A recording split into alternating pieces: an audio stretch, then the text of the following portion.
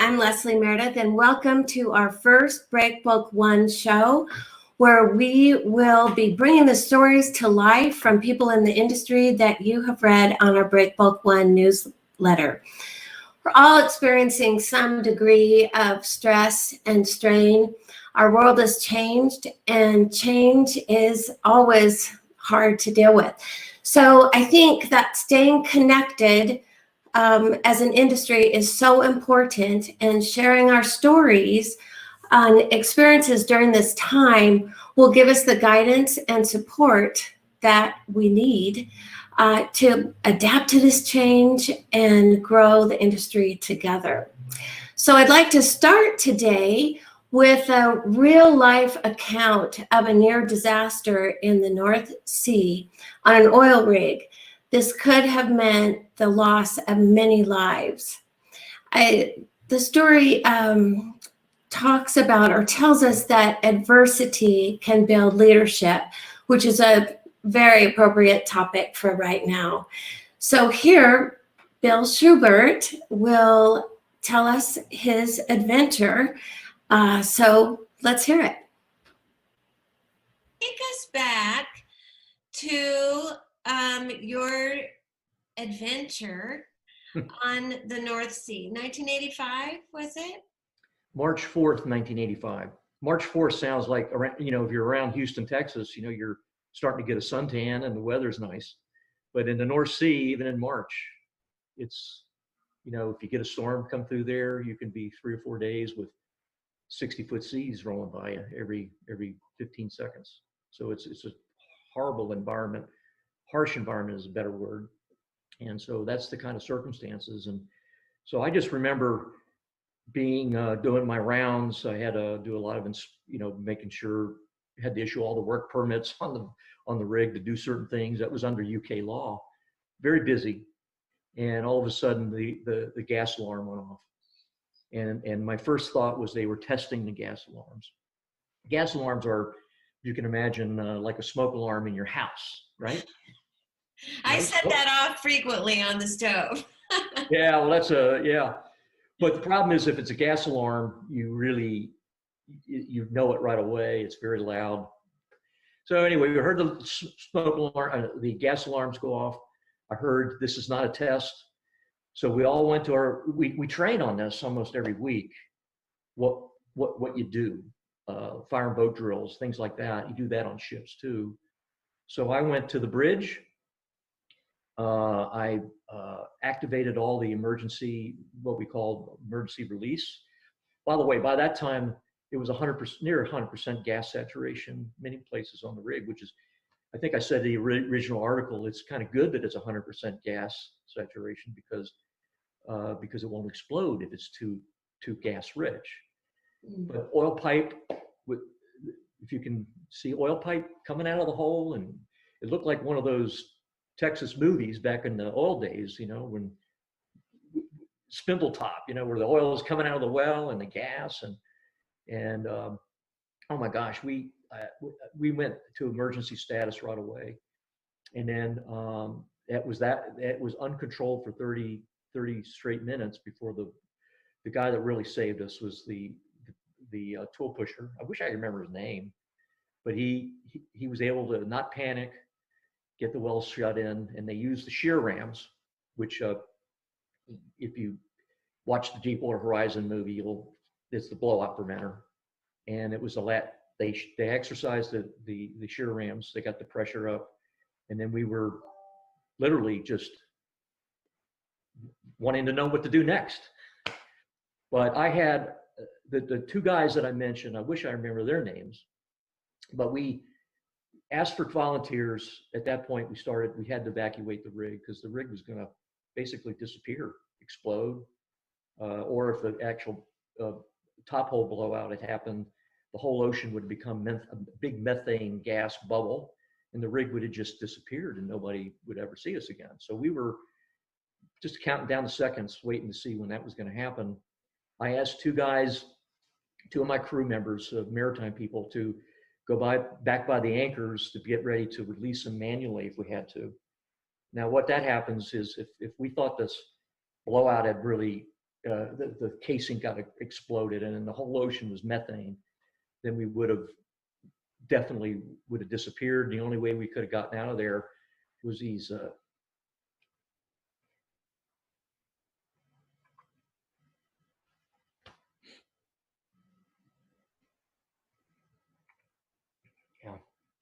excuse me, It's okay.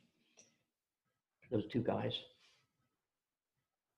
they risked their lives to and volunteered to die for us if they had to, and they did. I mean, they didn't die, they could have. So about that time, we got things under control. We started evacuating everybody. The Equifax field was about, I think, 30, 60 miles away. Helicopters looked like Vietnam, but the helicopters landing and taking people off. We did have 2 injuries. We had 2 people that weren't seriously injured, but we evacuated them. And then 12 of us sat on that rig for 30 days while we tried to get the well completely shut in to where we can go back to normal again, for such a thing. So 12 people volunteered, and this is part of the leadership part of it, even in the Shackleton book. You got to pick the right 12, and have to have in it's such a slim down crew to manage this, to try to save the rig and maybe not lose our lives in the same time. But here's what the important thing that I didn't mention in the article: it's everybody's important. Everybody, all 12. The person, we couldn't go out there 30 days and have to cook our own food. We had somebody had to stay around and cook the food. He was important. We had one person stay behind that was make sure our linen was changed and our clothes were washed. Because if anybody that had to be diverted to do that themselves, everybody had a job to do. So when I said in the article that every person is important, every single person is important, 12, to success. That's what it is. Now, there's a lot of heroes. I don't consider myself one of them. I just was able to keep from panicking. And when people look at a captain on a ship and the captain's panicking, then it doesn't help the crew. So that was only my main contribution, and that and divine intervention. And I might say in that regard, I got a little cash award. I got the President's Excellent Award for this. I put 100% of it into plate on Sunday because so that was a good lesson for me. I was had other experiences out there that I was telling one of my shipmates the other day, actually one of the presidents of the Master Mates and Pilots, the president of Master Mates and Pilots. I said, he read that story, by the way, and I've gotten lots of positive comments. But he said, and I was telling him, I said, you know what, I miss going to sea sometimes, but I don't miss the North Sea. I can understand that. Yeah. So, Wow. so a couple months later, 6 months later, I got the job that I was wanting to have, which was, ashore, and moved from Austin to Houston. And then I got laid off 6 months later. And that's how I got into the Reagan administration as a special assistant. And later on, it started that political career. So that guy that said there's opportunity in every adversity was pretty smart. Even when you're getting laid off, you can't sit around and mope about it. You gotta look at it. Well, maybe it's time to do something else, and that's what happened to me. That's how I got into politics, you might say.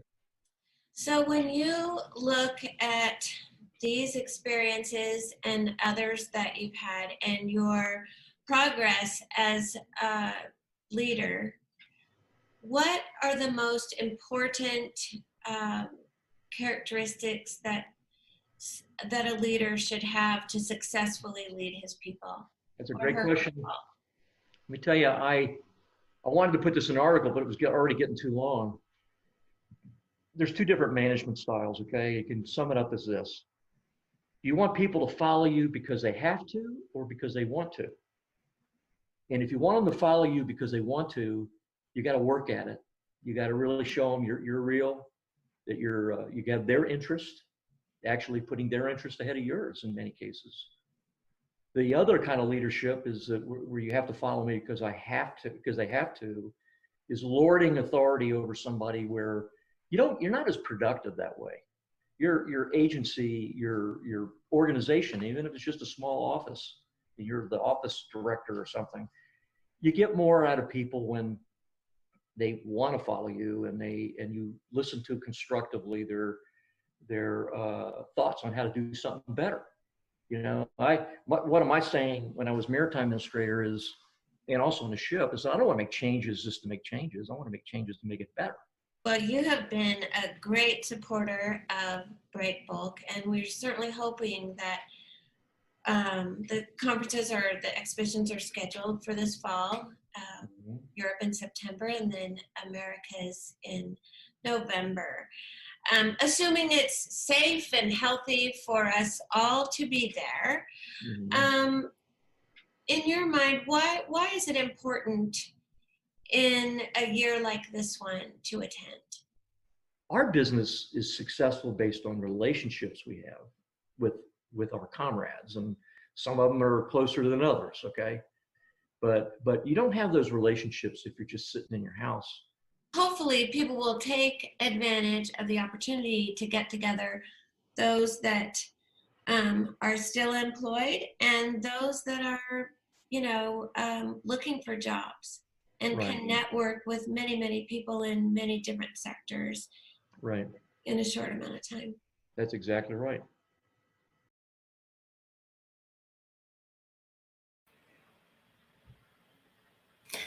Welcome back.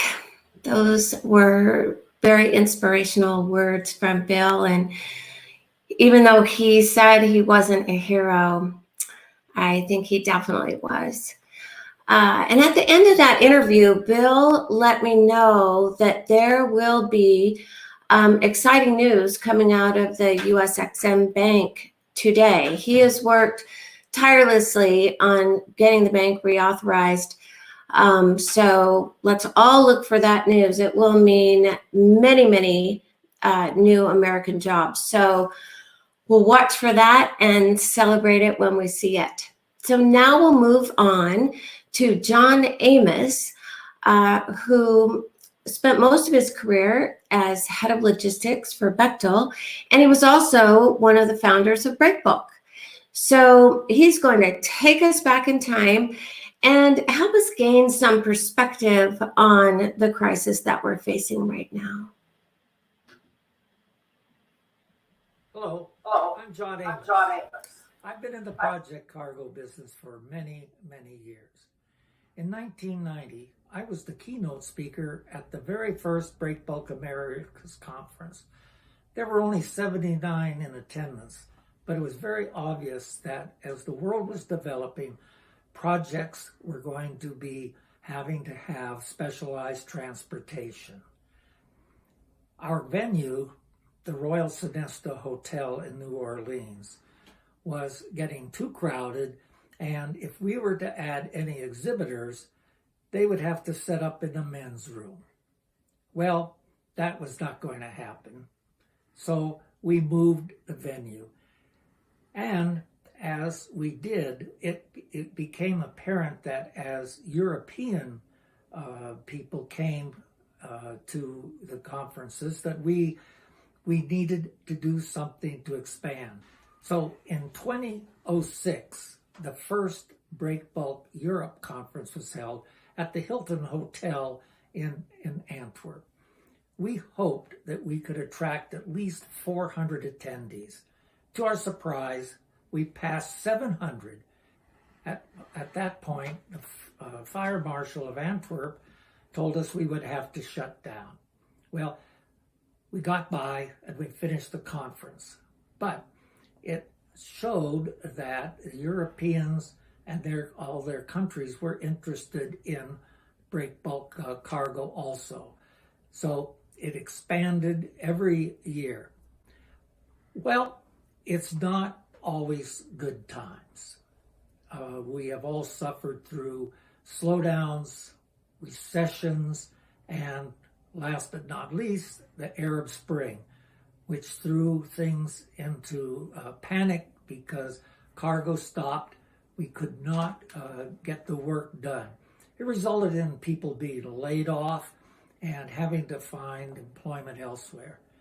Luckily, many of the employees were able to go to work for a freight forwarder or a carrier until things got better.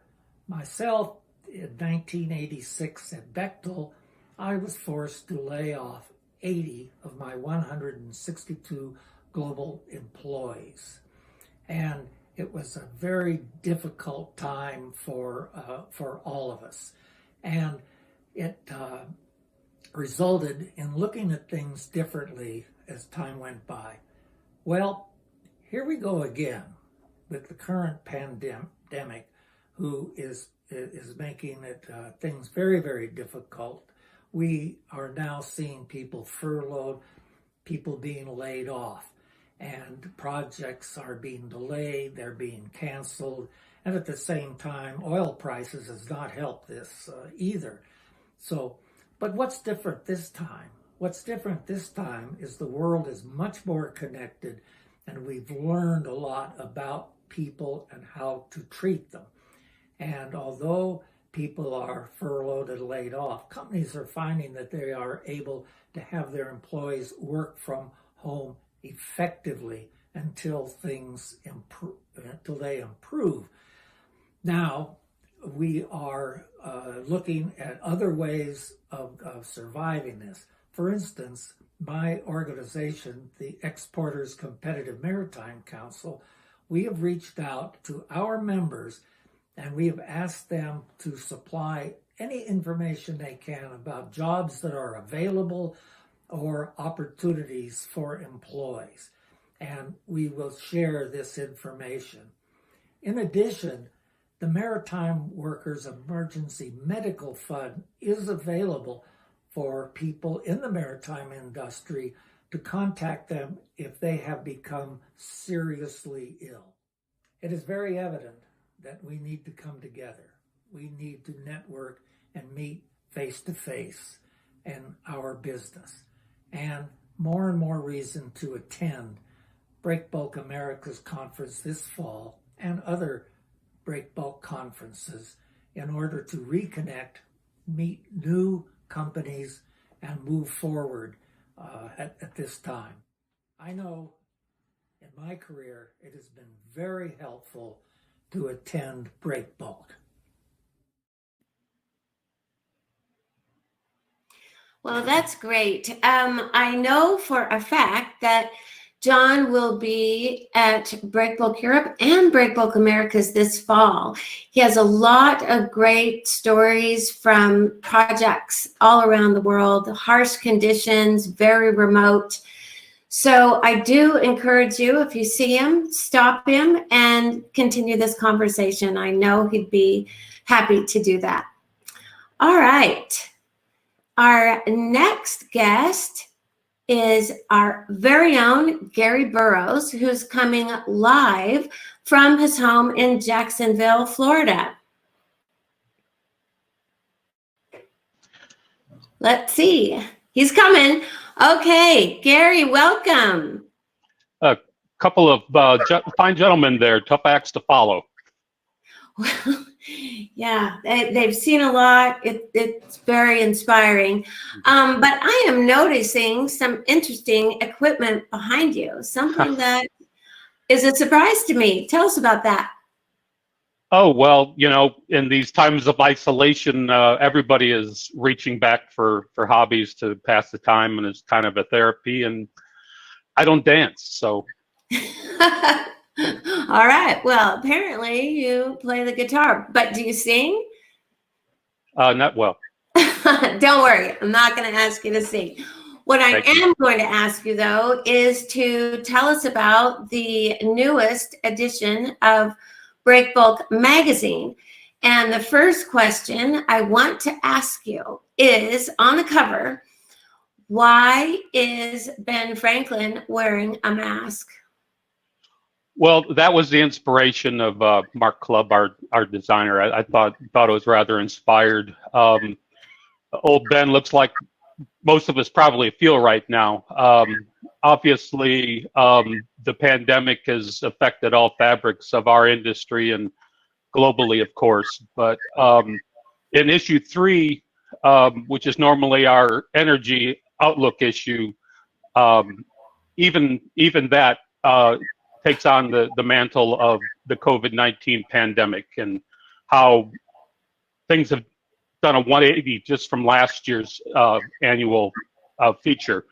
That's normally done by Amy McLellan. She's an energy writer and does a fine job with it. But we also have some other stories within the energy package, but everything from the cover story to the first introduction of BreakbulkONE highlights, which is going to be a regular feature in the magazine as well. Our Margaret Vaughn, industry veteran and one of our regular contributors in her column, started out with the expression of, "May we live in interesting times." And while it sounds like a kind expression, it's actually considered a sort of curse. And how else can we look at COVID-19 right now? Absolutely. Okay, well, I want to let our viewers know that they will be receiving an email tomorrow with a digital copy of the magazine. I get that there's a lot of great content in there, but Gary, if I only have, say, a few minutes in between meetings, what stories should I start with? Well, I think they're all pretty great. We try and cover as much of the industry and all the industry verticals as we can. But certainly the energy package is well received, and not only are we looking at oil and gas, but even that story kind of points to ways forward. Certainly renewables are going to remain strong throughout the year and could be saving grace for some supply chains. We also look at hydrogen as a clean energy. That's going on in Europe. We've got U.S. offshore wind energy is growing rapidly, but one story I is particularly strong. It's by our news editor Carly Fields. It's a profile of Ulrich, BBC Chartering, and it's a fascinating read. He was quite open, great history, great man. I hardly recommend that as a read, but it's going to be around, so take your time, read it all. All right, that's great. Thanks so much for joining us, and we can all look forward to some great weekend reading. Thanks. All right, thanks. Okay, so now we'll move on to our last guest of the show, Carson Wendt, General Manager of Wallenius Wilhelmsen Ocean. He is going to give us a look at his own home office in Germany. Employees coming back to the workplace. Now, when I spoke with Karsten, it was interesting to hear that he has had a real change of heart about working from home. And I'm happy to tell you that he is off stage waiting to come on. So once we see his interview, he will be available for questions. So do take a moment to write questions on that question box on the right side of your screen. And now let's hear from Karsten. Do you like having your dad home? Ist das schön, dass ich zu Hause bin? Yeah, it's fun, right? Was ist das Schönste? Are you helping him work? Hilfst du mir beim Arbeiten? See, there's a benefit of working from home. You get a new assistant. Ja. Or maybe a new boss. Du bist meine kleine Assistentin, ne? My little assistant here. I think you're the boss, Mina. Bist du der Boss?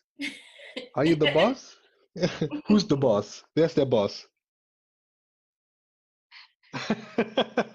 Mummy.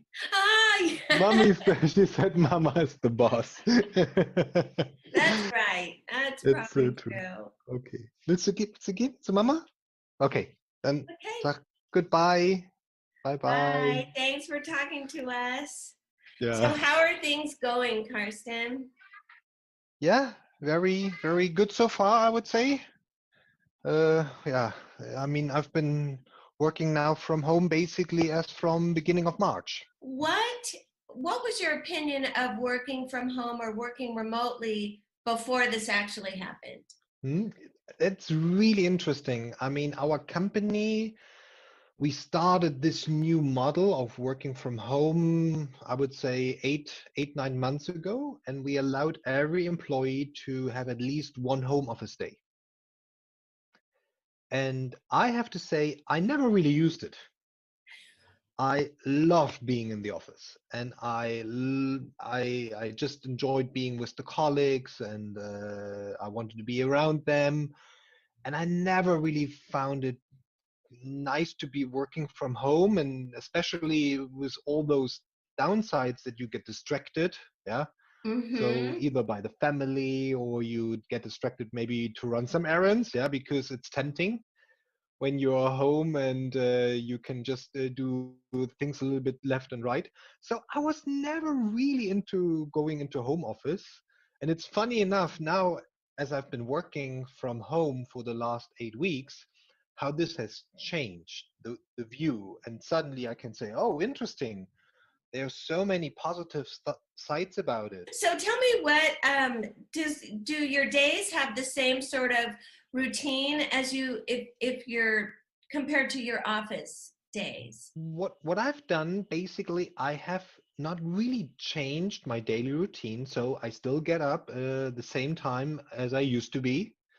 So basically, the whole schedule, if you the daily schedule, if you want to say, is pretty much the same.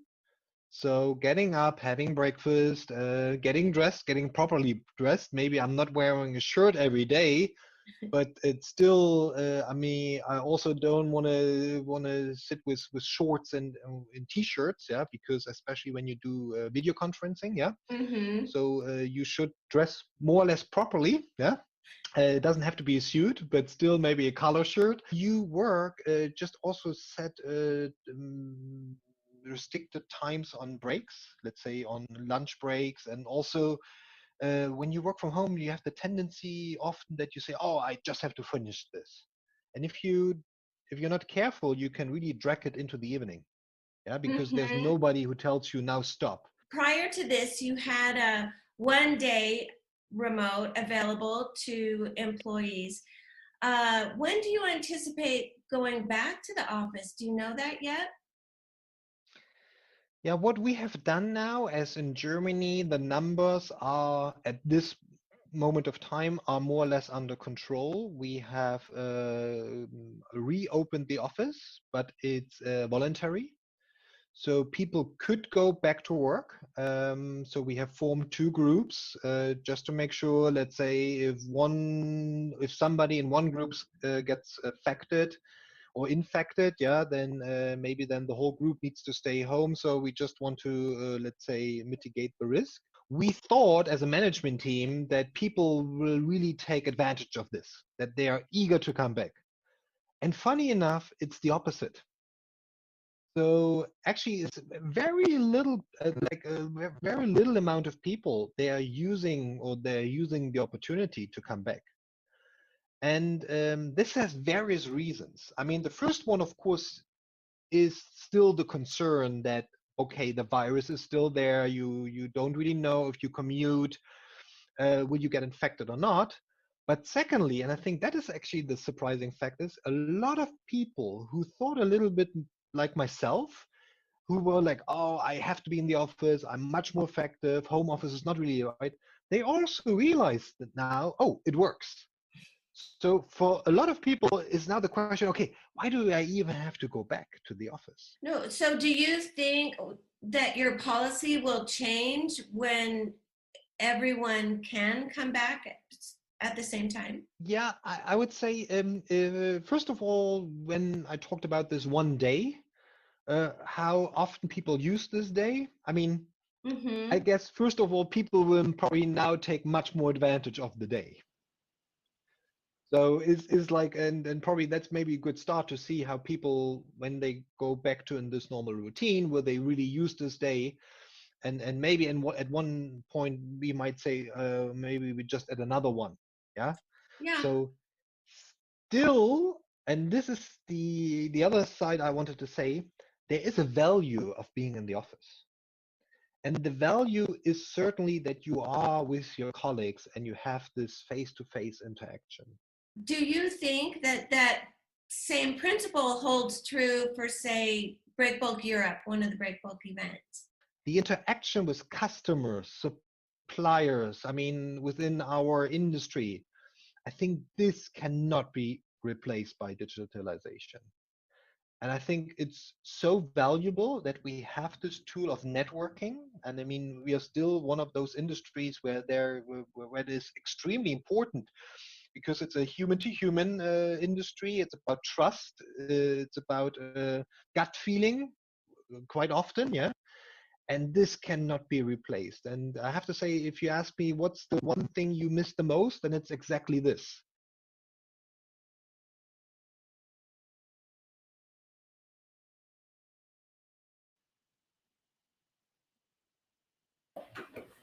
Okay, and here he is. Carsten, welcome. Hello, Leslie. Thanks for putting me on the spot again.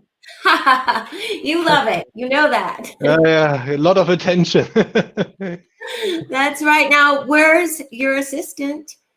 She's with her mother, so I parked her today. Okay, mother the boss. All right. The boss, exactly. Yeah. Okay, we've got a couple of questions for you, and let's start off with a lighthearted one from Elizabeth.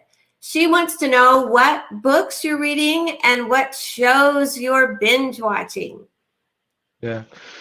I mean, to be quite honest, like I'm not much of a reader these days, so I have to apologize. I cannot help here, but of course I have to say, like Netflix and Disney Plus, I had to sign up for Disney Plus right away for my daughter. That of course, I think it's the perfect time to watch some shows, and yeah, I mean, I think it's, I guess, the typical stuff. What really amazed me to watch was Tiger King. I think a lot of people watched it, so it's that really wants me to go to Oklahoma, I have to say. I don't know that you'd enjoy that in real life, but you never know. All right, let's see. We've got a question from Steve Spoljarek, Bechtel.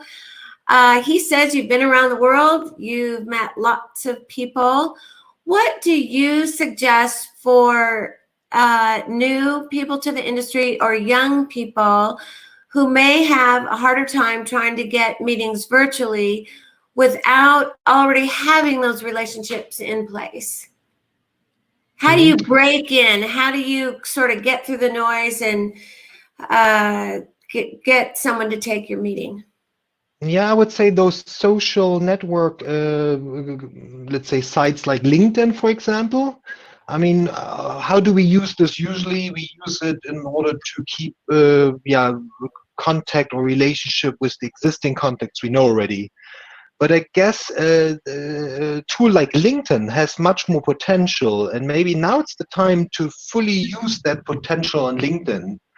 And I guess a lot of people are not using it yet so much, but I think at one point of time when this is going to continue, like when you cannot see customers physically, you might have to rethink also the way you approach people.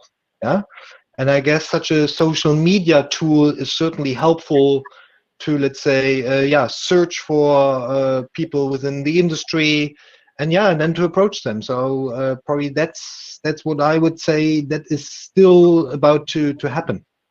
Okay, that's good advice. We've got a question from James. Do you feel your staff is more or less effective now working from home? I would say when you work from home, you get the job done. So it's. I think we survive. We manage. Our vessels are still sailing, and we can still book the cargoes. We can quote. We can organize the documentation. But I would say you are losing out on the quick questions to ask over the desk. So whenever you have anything to clarify, it takes much more time because you have to pick up the phone and you need to talk.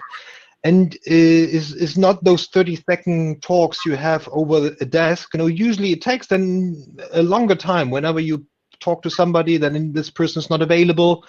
So I would say your productivity is definitely slower than working from the office. Okay, all right. I've got another question from John that is, I think, related to what you were just talking about.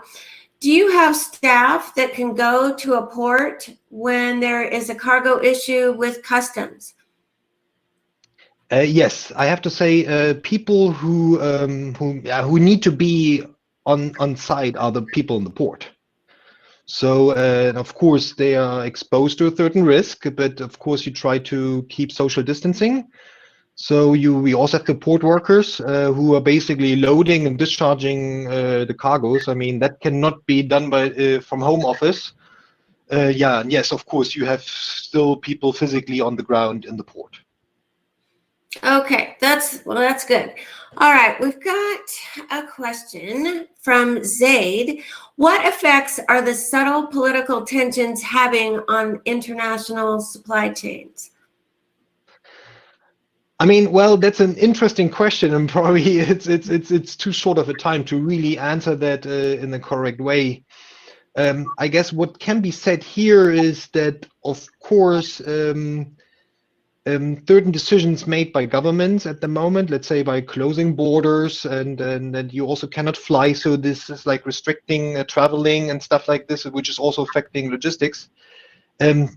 Let's agree. I mean, this should hopefully not continue. I mean, the freedom of traveling, the freedom of cargo moving freely all around the world, I think it's a great achievement. And the more, let's say, countries, let's say, lock themselves up, yeah, and let's say restrict this, the more difficult it will become in the future to do business. Yeah. Yeah. So, but this is certainly a question which needs a little deeper digging. Absolutely. Okay, I've got one more for you from a fellow dad in Brazil, as a matter of fact, who says it's quite frustrating not giving more time to the kids or as much time as they ask when you're working from home. You're there all day, right? How do you deal with that? Yeah, very interesting question, and probably a lot of parents can relate to this. I mean, my daughter had to learn that although I'm at home, I'm still working. So and still, I mean, it's tough. I mean, when I have video conferencing, she's coming into the room. She wants to have a hug, and she wants to talk, or she wants to ask to write something on the computer, and it's just. I mean, it's for them difficult to understand that you are there, but you're actually not there. Yeah. And it's a little bit what I said in the interview is about you really have to stick to certain times that you say, okay, at one point of time at the day, you close everything down, you shut down the computer, and then it's family time. Yeah. So that this office family life is not too fluid. So it should be rather a strict cut, and then say, okay, at 5 o'clock, then it's family time and no work anymore. Turn off the cell phone if you have to. Okay, great advice. All right, we've come to the end of our time. The replay will be available by the end of the day. You'll get an email notification. And I hope that you will come back and join BreakbulkONE show in 2 weeks when we host a group of women in Breakbulk from Europe who will talk about crisis leadership. So until then, stay safe and see you soon.